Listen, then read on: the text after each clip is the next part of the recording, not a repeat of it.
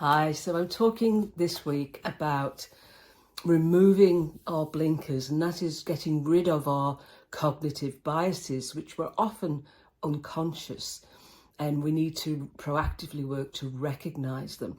And I'll talk next week about how we do that. This week I'm exploring what some of the biases are. And yesterday I talked about proximity bias, and the second one is confirmation bias.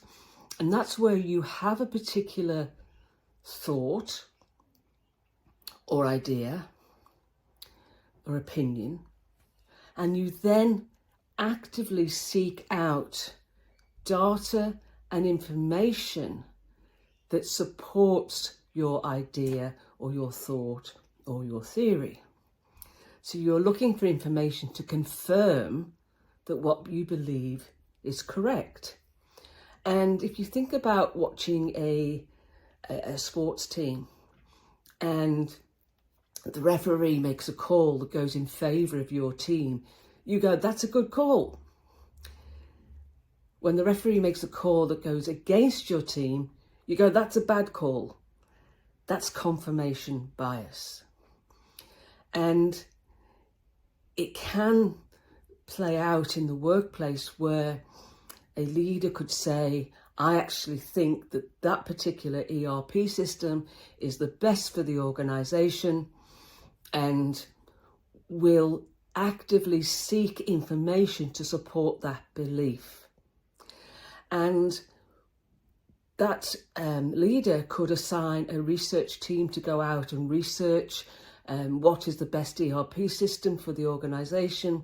But because of the leader's confirmation bias, they then do the same because they know what result the leader wants. And given the environment and the context, it is likely that they will support that bias themselves by finding the research that will deliver what the leader actually wants. So we're not actually freely thinking and exploring. And if you've ever done research, and I know I have been guilty of this, if you've ever done research, you know that you're supposed to be looking for all the arguments and all the fors and against and the pros and the cons.